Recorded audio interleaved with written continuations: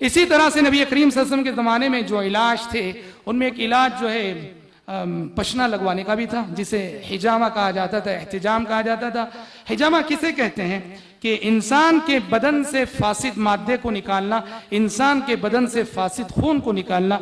ये नबी करीम सल्लल्लाहु अलैहि वसल्लम के ज़माने में ये तरीक़ा इलाज बहुत आम था और बहुत ही आसान तरीक़ा इलाज है कि इंसान को कोई भी तकलीफ हो, कोई भी मर्ज हो, हत्ता कि आज पशने के ज़रिए से जो है बीपी का इलाज किया जाता है, शुगर का इलाज किया जाता है, हार्ट अटैक का इलाज किया जाता है। जो लोग इसके माहिर हैं वो बताते हैं कि कोई बीमारी ऐसी नहीं जिसका इलाज इस तरीके इलाज में ना हो। हाँ, ये और बात है कि किस बीमारी के लिए किस मुकाम पे पशना लगाना, यही असल जानना।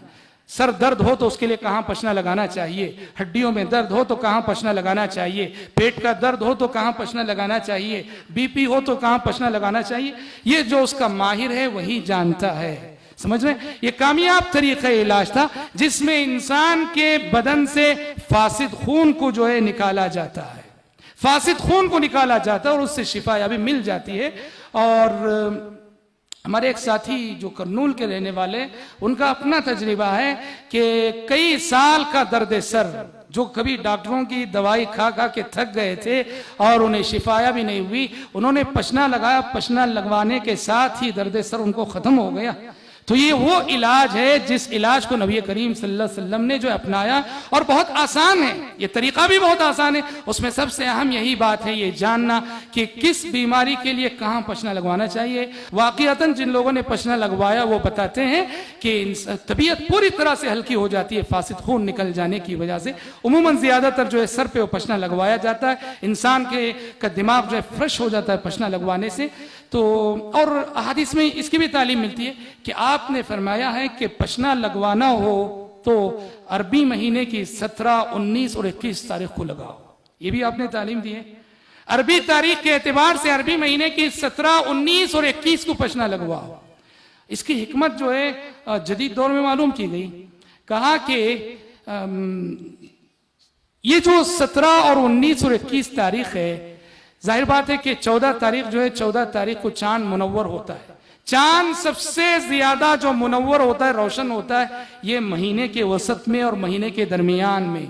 महीने के शुरू में और महीने के आखिर में चांद बहुत तारीक रहता है, उसमें रोशनी कम रहती है, छोटा छोटा होते होते बड़ा होता है, 14 को मुकम्मल होता है, फिर 14 के पास धीरे धीरे 14 के बाद धीरे धीरे घटता जाता है। तो महीने का जो दरमियानी अशरा है, बताया जाता है कि चांद, जाहिर बात है कि सबसे ज्यादा रोशन महीने के दरमियानी अशरे में होता है। और चांद जब रोशन रहता है तो इंसान के बदन में जो खून होता है उसमें हैजान की कैफियत होती है, उसमें एक जोश रहता है। चांद की रोशनी की वजह से इंसान के खून में एक जोश होता है, एक हैजान की कैफियत होती है।